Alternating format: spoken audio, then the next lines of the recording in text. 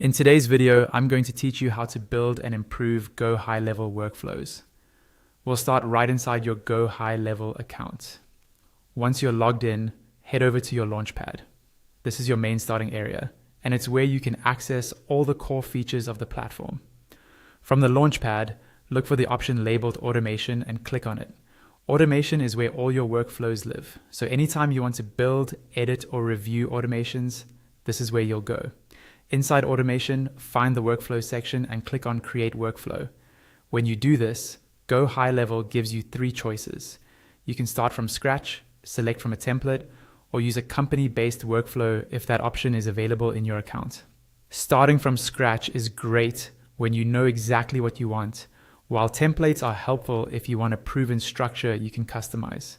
Once your new workflow canvas opens, the first thing you need is a trigger. Click on Add New Trigger to define what will actually start this workflow. You'll see a list of trigger options. For example, you can choose something like Form Submitted. That means every time someone submits a specific form, this workflow will begin for that contact. After you choose your trigger, you can rename it to something more descriptive, so you instantly know what it does at a glance. When you're happy with the settings, click on Save Trigger to lock it in. Next, let's add an action that should happen after the trigger fires. Click on the plus icon just above the end point in your workflow. A menu will open with a variety of actions.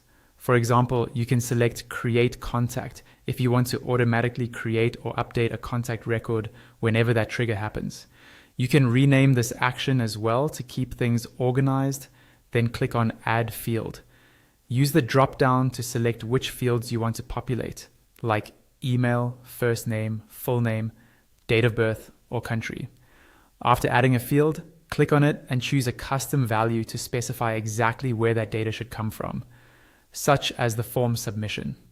You can repeat this process to add as many fields and custom values as you need. When everything is configured, click on Save Action. At the top of the screen, you'll see the workflow name. Click on the pen icon to rename the entire workflow to something meaningful, like New Lead Form, Create Contact, so it's easy to identify later. Before you turn this on for real contacts, it's a good idea to test it. Click on Test Workflow.